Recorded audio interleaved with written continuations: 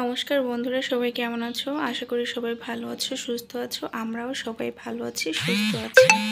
তো আজকে নতুন আরেকটা ভিডিও শুরু করলাম। ভিডিওটা আমি বিকেলবেলা থেকেই শুরু করলাম। সারাদিন অনেক কাজকর্মে ব্যস্ত ছিলাম, যে কারণে ভিডিও করতে পারিনি।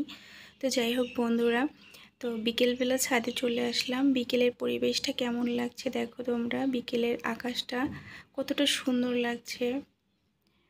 তো এই সময়টা হচ্ছে গোধূলি লগ্ন, সন্ধ্যা হবার পূর্ব মুহূর্ত। তো এই সময়ে চলে আসলাম। দেখো আশেপাশের অন্য অন্য ছাদের কিন্তু অনেক লোকজন আছে, সবাই পায়চারি করছে, হাঁটাহাঁটি করছে। আমার মেয়েটাও এখানে এসে সুন্দর বসে আছে, মনোরম দৃশ্য দেখছে। ছাদে আসতে কার না ভালো লাগে, কিন্তু আসলে সময় সংক্ষিপ্ততার জন্য সবসময় আসা হয়ে ওঠে না।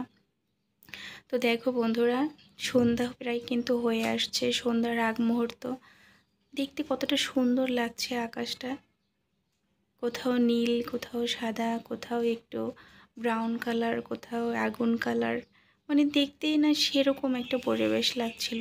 খুব ভাল লাগছিল। আর ভাবছিলাম যে তোমাদেরকে একটু শেয়ার করব, তার জন্য একটু ভিডিও করে নিলাম। এই গোধূলি লগ্ন মুহূর্তটা কিন্তু বেশ ভালো লাগে দেখতে।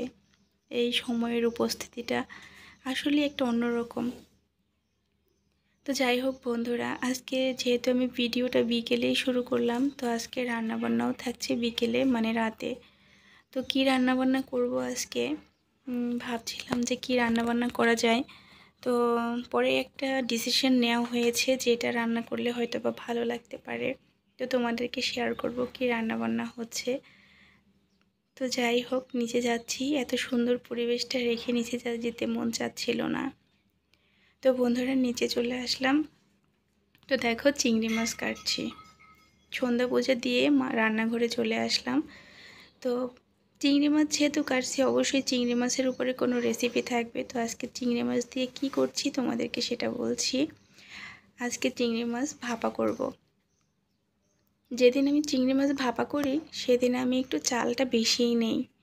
কারণ হচ্ছে চিংড়ি মাছ ভাপাটা সবার এতটা পছন্দ, আর এতটা সবাই পছন্দ করে খায় যে একটু চাল বেশি নিতেই হয়। 2 মুঠো চাল বেশি নিলে 2 মুঠো চালের ভাত বেশি চলে যায়। তো চিংড়ি মাছগুলো আমি সুন্দর করে বেছে নিচ্ছি। চিংড়ি মাছের উপরে না একটা ময়লার আর নাড় থাকে, যেটা ফেলে দিতে হয়। তো আমি সেরকম সব কিছুই ফেলে দিয়ে চিংড়ি মাছগুলো বেছে নিচ্ছি। আমার না চিংড়ি মাছ খুব পছন্দ। চিংড়ি মাছ রান্না, চিংড়ি মাছ ভাজি, চিংড়ি মাছের ভুনা, চিংড়ি মাছের মালাইকারি, চিংড়ি মাছ ভাপা, সবটাই আমার খুব পছন্দের। এবং এছাড়াও আমি চিংড়ি মাছ দিয়ে অনেক সময় না নিরামিষ, মানে যেসব সবজি আছে চিংড়ি মাছ দিয়ে রান্না করলে ভালো লাগে, সেসব সবজিও রান্না করে খাই। তো যাই হোক বন্ধুরা, চিংড়ি মাছ কিন্তু বাছা কমপ্লিট। এবার চিংড়ি মাছ ভাপার জন্য আমার যেসব মশলা লাগছে সেগুলো আমি এবার করে নিচ্ছি। তো তার জন্য আমি নিয়ে নিলাম কিছু পরিমাণে কাঁচা জিরে, কিছু পরিমাণে পোস্তদানা, আর তার সঙ্গে দিয়ে দেব কিছু পরিমাণে সাদা কালো সর্ষে। সর্ষেটা আমি একটু ধুয়ে রেখেছিলাম যদিও।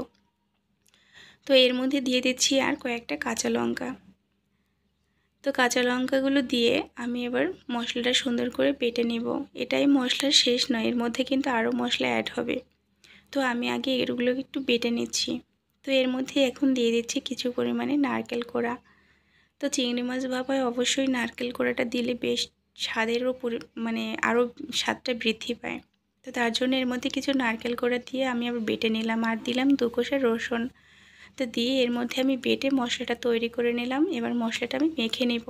তো তার জন্য আমি কী ব্যবহার করছি দেখো, স্বাদ মতো লবণ, একটু সামান্য হলুদ গুঁড়ো, একটু মরিচের গুঁড়ো, আর দিচ্ছি এর মধ্যে কাঁচা সরষের তেল, খাঁটি সরষের তেল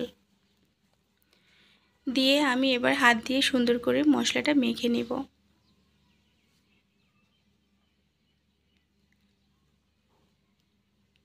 তো বন্ধুরা, হাত দিয়ে এবার মশলাটা মেখে ভালো করে এর মধ্যে আমি চিংড়ি মাছগুলো দিয়ে দেব। তো বেছে রাখা চিংড়ি মাছগুলোতে আমি একটু হালকা লবণ মেখে রেখেছিলাম, যাতে এই মাছের, যেহেতু চিংড়ি মাছটা একটু জলসা প্রকৃতির হয়ে থাকে, সেক্ষেত্রে চিংড়ি মাছের মধ্যে যে জলটা থাকবে সেগুলো যাতে বের হয়ে যায়। তো আমি উপর থেকে চিংড়ি মাছগুলো নিয়ে এবার সুন্দর করে মেখে নিচ্ছি। চিংড়ি মাছটা হাত দিয়ে মেখে নিলাম সুন্দর করে, যাতে মশলাগুলো মাছের সঙ্গে সুন্দরভাবে মিশে যায়।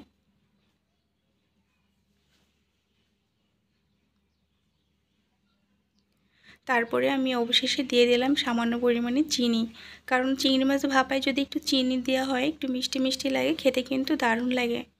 তো তার জন্য আমি দিয়ে দিলাম একটু চিনি। এরপরে আমি যে টিফিন বাটিটাতে চিংড়ি মাছগুলো ভাপা করব ওই বাটিটাতে নিয়ে নিলাম একটু তেল। সর্ষের তেল দিয়ে ব্রাশ করে আমি এর মধ্যে এবার মাছগুলো সুন্দর করে সেট করে বসিয়ে দিব। তো দিয়ে দিলাম চিংড়ি মাছগুলো।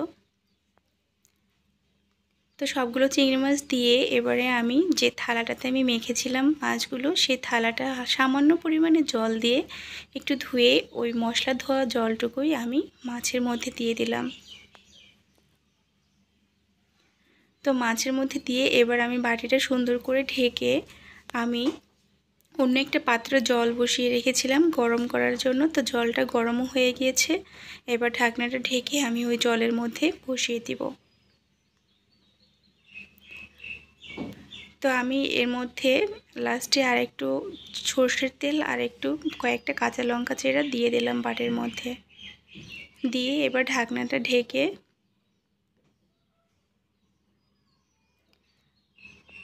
আমি অন্য প্যানটাতে বসিয়ে দিলাম এবারে বাটিটা দিয়ে আবার একটা ঢাকনা দিয়ে ঢেকে কিছুক্ষণ আমি জাল করে নেব। 20 থেকে 25 মিনিট আমি জাল করে নিলেই হয়ে যাবে ভাপা। তো 20 থেকে 25 মিনিট পরে ফিরে এসে দেখলাম কতটুকু কি হয়েছে। হ্যাঁ, আমার কিন্তু একদম রান্নাটা কমপ্লিট। চিংড়ি মাছ ভাপা দেখতে বেশ সুন্দর হয়েছে না? খেতেও কিন্তু দারুণ হয়েছে।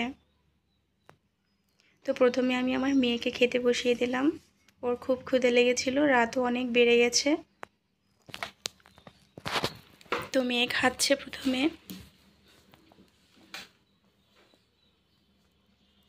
মেয়েকে জিজ্ঞেস করলাম মা কেমন হয়েছে খেতে। মেয়ে বলল মা অসাধারণ লাগছে খেতে, খুবই সুন্দর হয়েছে। আর বরাবরই চিংড়ি মাছ ভাপা বা চিংড়ি মাছের যে কোনো রেসিপি আমার মেয়ের খুবই পছন্দ। আর ওই যে দেখো খাটে আমার হাজব্যান্ড, ও অফিস থেকে এসে সন্ধ্যা পূজা করে মালা জপ করতেছে।